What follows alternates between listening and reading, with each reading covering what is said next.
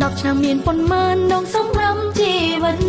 ហេតុអ្វីយើងគិតហើយពីបើចិនចងវាសនាមានឡើងមានចង់វាសនាល្អឥតចង់គ្មានទេរាល់ថ្ងៃឲ្យតែមានសុខភាពល្អជាភពសំណាងបងគិតខំរកលុយហើយសាងតែអំពើល្អរកបានទិញឆៃទិញរកបានច្រើនធ្វើដំណើរជុំវិញភពផែនដីកុំប្រៀបធៀបខ្លួនអ្នកនឹងអ្នកដទៃចង់គៀបទៀតអ្នកណាភ្លឺតែអ្នកនឹងថ្លៃអូចង់គៀបទៀតអ្នកណាភ្លឺតែអ្នកនឹងថ្លៃដោយតាមកម្លាំងញើសឈាមនិងប្រាជ្ញាជោគវាសនាអាស្រ័យខ្លួនយើងកុំបន្តអ្នកណា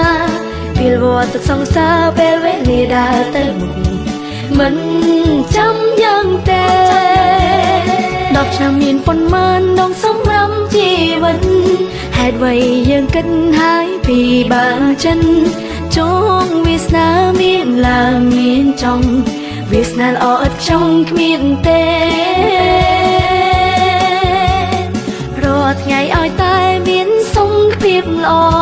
ជាភពសំណាងបងគិតខំរកលុយហើយសាងតែអំពើល្អរកបានទិញ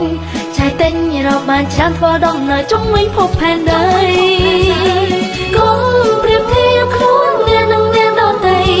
ចង់គៀបទៀតអ្នកណាភ្លឺតែអ្នកនឹងថ្លៃអូចង់គៀបទៀតអ្នកណាភ្លឺតែអ្នកនឹងថ្លៃរកលុយតាមកម្លាំងញើសឈាមនិងប្រាជ្ញាជោគវាសនាអាស្រ័យខ្លួនយើងកុំបន្តអ្នកណាវាវត្តទៅសង្សារពេលវេលាដើរទៅមុខមិនចាំយ៉ាងទេ